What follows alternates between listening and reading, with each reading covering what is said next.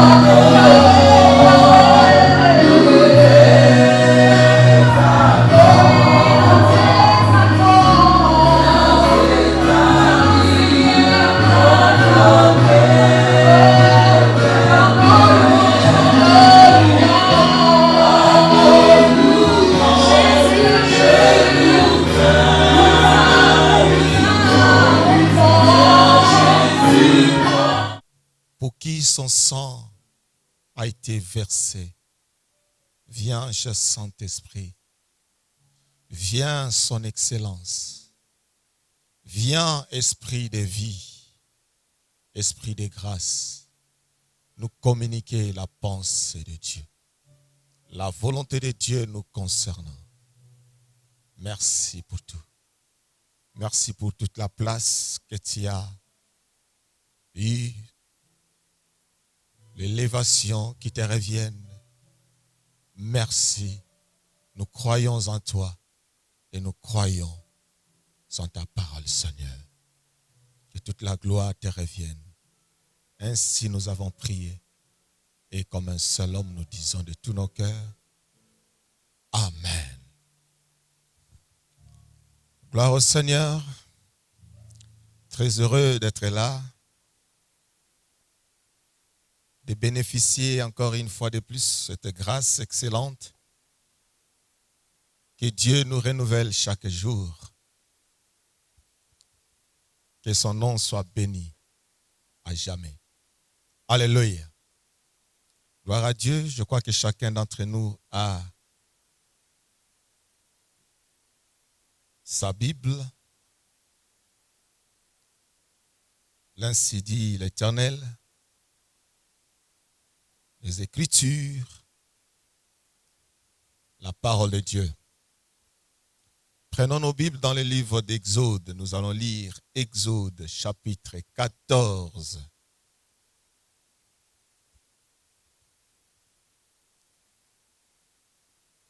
Exode, le chapitre 14, nous allons lire à partir du verset 5. On va prendre jusqu'à 10. Et puis on va faire les cheval du 13 jusqu'au verset 25.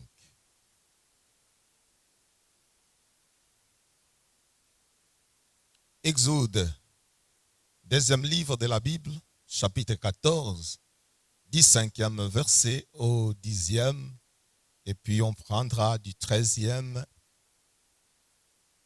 jusqu'à 25.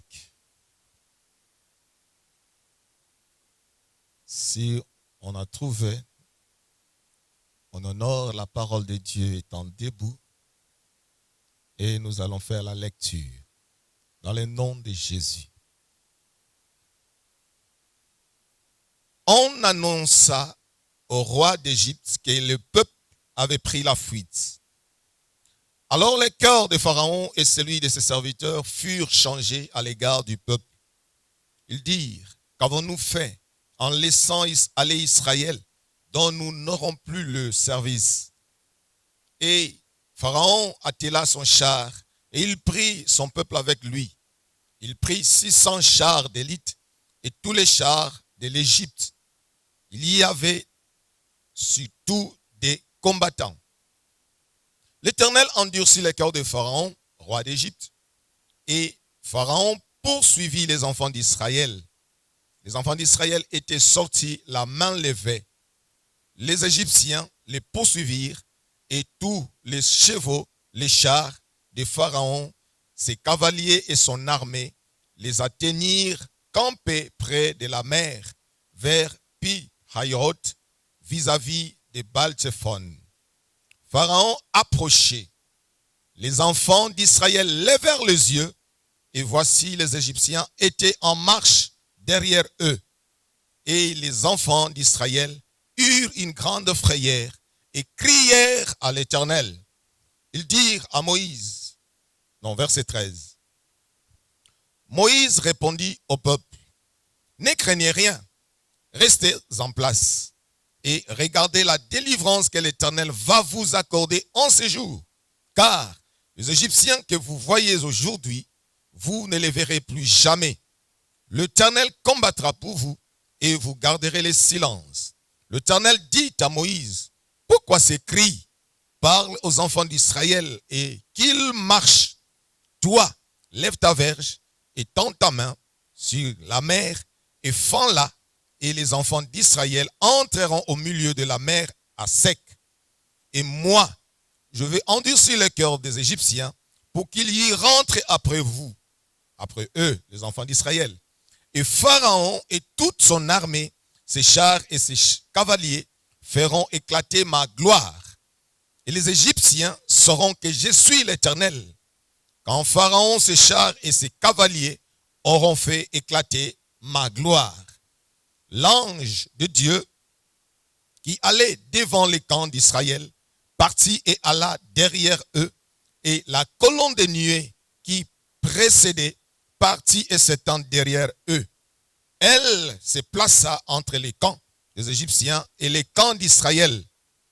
Cette nuée était ténébreuse d'un côté, et de l'autre, elle éclatait,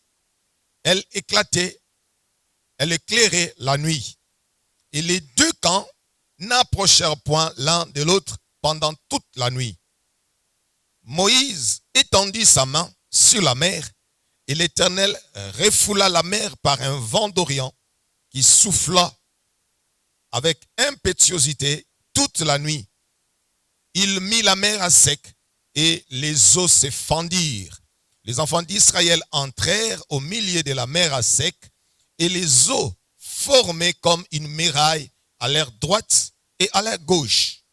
Les Égyptiens les poursuivirent, et tous les chevaux de Pharaon, ses chars, ses cavaliers entrèrent après eux au milieu de la mer.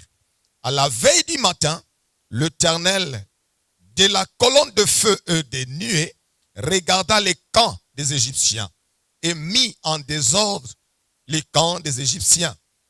Il ôta les roues de leurs chars et en rendit la marche difficile. Les Égyptiens dirent alors: fuyons devant Israël, car l'Éternel combat pour lui, car contre les Égyptiens. Parole de l'Éternel. Prenons place.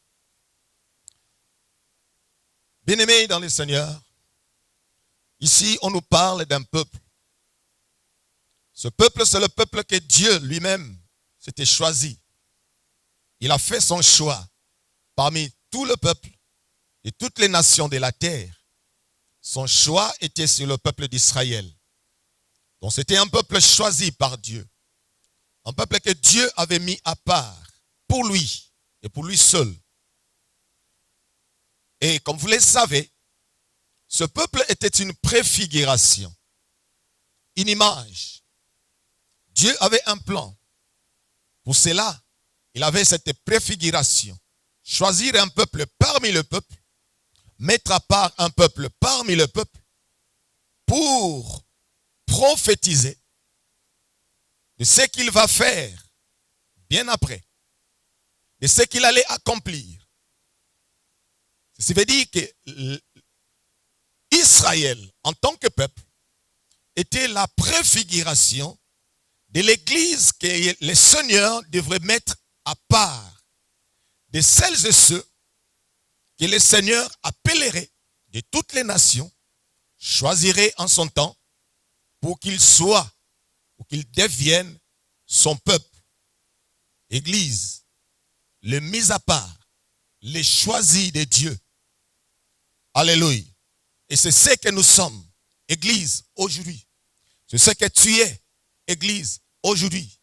Mis à part par Dieu et pour Dieu. La Bible dit que vous qui n'étiez pas un peuple par rapport au peuple d'Israël, nous n'étions pas un peuple choisi. Nous n'étions pas une nation choisie. Nous n'étions pas dans le plan de Dieu autrefois.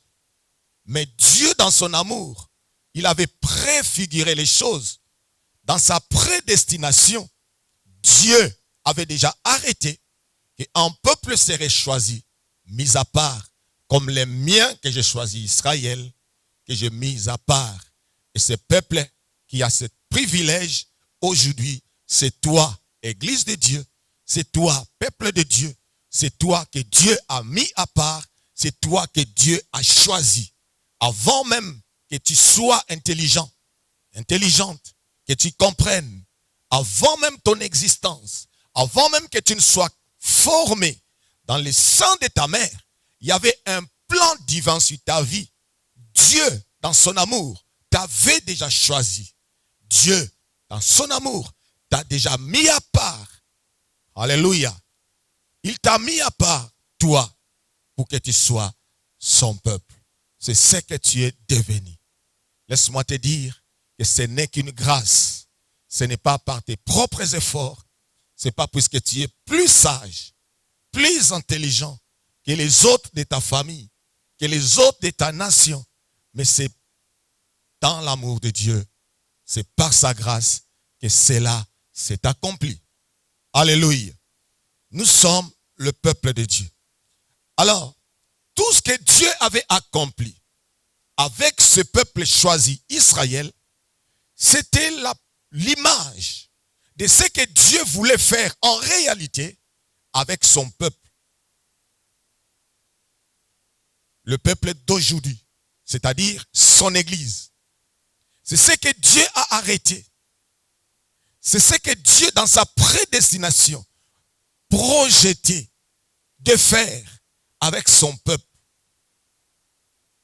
Donc, quand tu lis la parole de Dieu, tu vois tous ces événements qui s'est passé avec le peuple d'Israël. Tout cela, ce n'était que prophétique. C'est ce que Dieu voulait faire et a arrêté de faire avec son peuple que tu et nous sommes, l'Église. Alléluia. C'est toi, Israël de Dieu. Le peuple que Dieu a choisi, c'est toi pour accomplir sa volonté qu'il a manifestée avec Israël et qu'il manifeste aujourd'hui, qu'il accomplit aujourd'hui avec toi, Église. Alléluia. Ici, on nous parle d'une sortie, d'un départ. La sortie d'un peuple, d'un pays. Un pays où il était étranger. Un pays qui n'était pas sien. Il devait sortir de ces pays-là selon les plans divins. Dieu avait promis à leurs ancêtres, en particulier à leur père, à eux tous, Abraham. Il avait promis que ta descendance ira dans un pays étranger. Il sera bel et bien là. Il sera là en captivité, esclave, asservi. Il sera là. Là, c'est Dieu qui parle à leur père Abraham.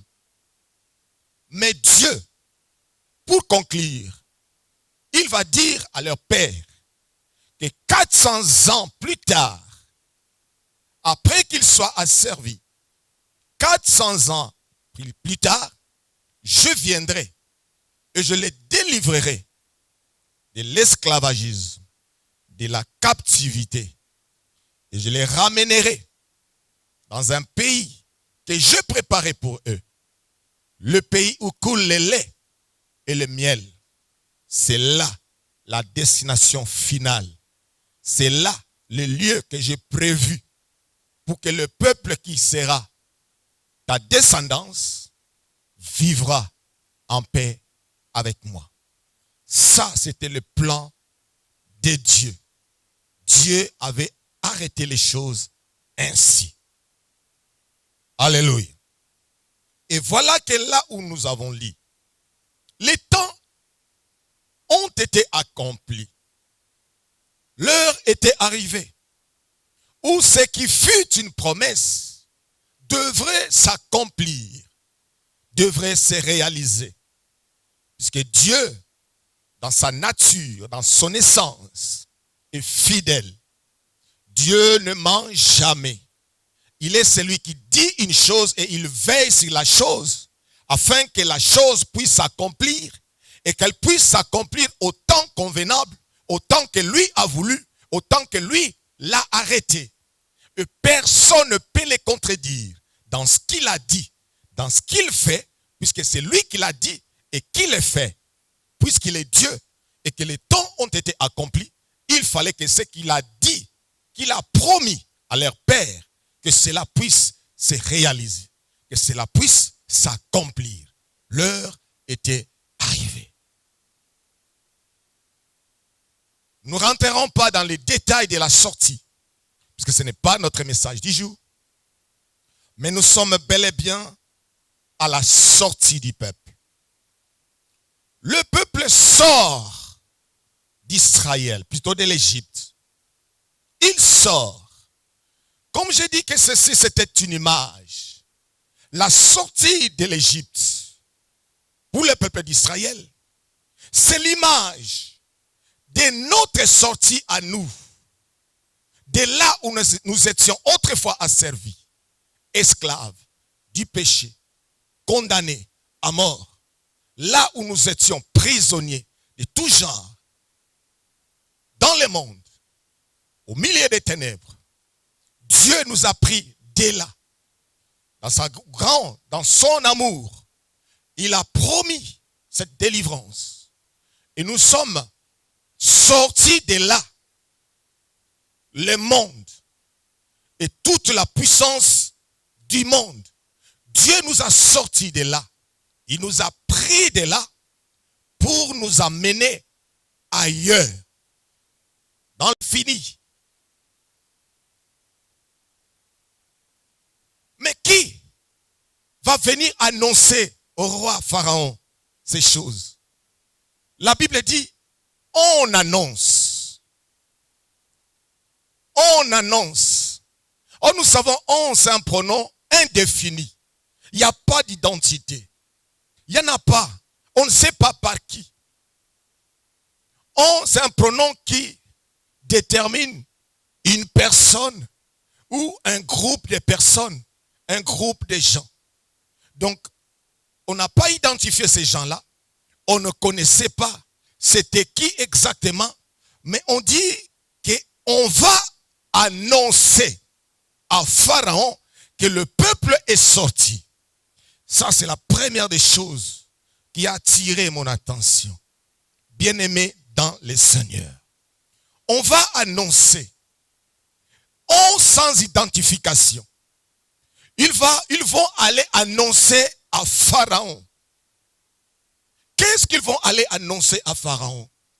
Ce n'est pas un événement anodin. Ce n'est pas quelque chose de comme ci, comme ça. Mais ils vont aller annoncer à Pharaon quelque chose de capital. Quelque chose qui marque le tournant. Un tournant décisif dans la vie des enfants d'Israël. Cet événement-là, c'est la fin d'une période difficile, dure, où le peuple ne faisait que pleurer, crier à Dieu, gémissait de ses douleurs. Cet événement-là, c'était la fin de cette période-là noire, je dirais, pour Israël. Et la sortie, c'était la délivrance. C'est-à-dire pour eux quitter l'esclavagisme pour aller vivre en liberté. Quitter l'esclavagisme pour la liberté. Vivre en paix. Le bonheur et la joie de leur Dieu. Cet événement marquait cette fin-là. Mais voilà que l'événement en question intéresse un groupe de gens. Ça les intéresse. Et c'est comme averti. Qu'est-ce qu'ils vont faire? Ils vont aller chez Pharaon. Qu'est-ce qui les avait motivés d'aller seulement voir Pharaon? Ils sont partis voir Pharaon. Et ils annoncent à Pharaon que le peuple, ce peuple-là d'Israël, est sorti. Il part. Alléluia. Qui sont allés annoncer ces choses à Pharaon? C'est une personne, un groupe de personnes, un groupe de gens sont allés annoncer. Alléluia. Ce qui est terrible, c'est ces genres de personnes ne s'intéressent pas aux bonnes choses. Ils ne s'intéressent qu'aux mauvaises choses. Alléluia. les gens, les on, ils jouent un rôle néfaste. Un rôle néfaste. Et ils ne font qu'annoncer. Ils prennent la nouvelle ici, ils amènent là-bas. Et c'est toujours sans identité. On a dit que, il paraît que, ce peuple, il est écrit pour eux que, il paraît, on a dit que, j'ai entendu que, il n'y a que ça. Les on, alléluia. C'est tout ce qu'ils savent raconter. C'est tout ce qu'ils savent aller annoncer. Ils sont allés annoncer à Pharaon, les on, alléluia, sans salaire, sans mandat. On ne t'a pas envoyé, on ne t'a pas recommandé d'aller dire, d'aller annoncer. Mais ils se donnent, n'est-ce pas, par eux-mêmes, les poids, les kilos, d'aller annoncer les choses qui ne les concernent pas. Mais ce n'est pas anodin. Ce sont des instruments que le diable utilise. Puisque ça, c'est l'œuvre du diable. C'est l'œuvre de l'ennemi. Alléluia. C'est l'œuvre de l'ennemi, bien-aimé dans le Seigneur. C'est le mode opératoire de l'ennemi. C'est comme ça qu'il opère. Alléluia. Quand vous voyez dans le monde, il y a tous ces services-là. Services d'intelligence, les services secrets dans le monde. Vous voyez, dans tous les pays du monde, il y a ces services-là, intelligence, les services secrets, des gens, des renseignements qui cherchent des informations, n'est-ce pas, qui infiltrent même d'autres nations pour aller chercher des informations. Qu'est-ce qu'ils font? Toutes ces choses-là, c'est l'inspiration du diable. Alléluia. C'est l'inspiration du diable. La Bible dit que le monde entier est sous la puissance du malin. C'est comme ça que le diable opère. Il a ses instruments, des hommes et des femmes. Il y en a qui sont conscientes, il y en a qui sont inconscients. Alléluia. Mais ils sont utilisés bien à fond par le diable, d'une manière ou d'une autre. Alléluia. Et ces gens qu'on a appelés les on, ils étaient instrumentalisés par le diable à aller dire, et pas à n'importe quel Égyptien, au premier des Égyptiens, celui-là qui avait le pouvoir d'autoriser et d'arrêter le départ des enfants d'Israël. Le premier d'entre eux, qui s'appelait Pharaon. Je répète que celui-là même qui avait le pouvoir de libérer le peuple, de laisser aller le peuple, et qui avait aussi le pouvoir d'empêcher ce départ et de maintenir captifs, esclaves, ce peuple d'Israël. Les 11 sont allés vers ce premier d'entre des Égyptiens pour l'annoncer, le départ, c'est-à-dire la délivrance, la libération de ce peuple de Dieu, peuple d'Israël. Alléluia. Les 11 sont allés annoncer à cet homme Pharaon. Pour quelle raison? Pour quel but? Le but est un. La raison n'est qu'une. La démarche était pour que cette sortie, n'est-ce pas, ce départ soit empêché, soit arrêté. Voilà ce qui était derrière cette annonce, derrière la motivation des on. Alléluia. Les on, quand ils font des choses, derrière il y a toujours une motivation. Les on, quand ils amènent des annonces, des nouvelles, derrière il y a toujours une motivation. Alléluia. Quand ils s'acharnent à quelqu'un et ils amènent des nouvelles, savez-vous que il paraît que Marie, André, Antoinette et Jacques, il paraît que il faut savoir que derrière, il y a toujours une motivation. Derrière, il y a toujours un objectif. derrière, il y a toujours un but inavoué. Alléluia. Il y a toujours. Et quand ils sont allés vers Pharaon, le but, c'était d'empêcher Israël de sortir. Le but, c'était de le maintenir esclave. Ils avaient encore besoin de leur service, c'est-à-dire de les asservir encore, bien encore, pendant longtemps. Donc, il fallait qu'ils demeurent.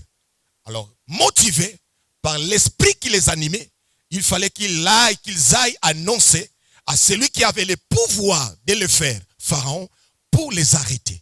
Alléluia. Alléluia. Bien-aimés dans le Seigneur, en tant qu'enfants de Dieu, nous devons comprendre et connaître notre ennemi pour bien opérer en esprit.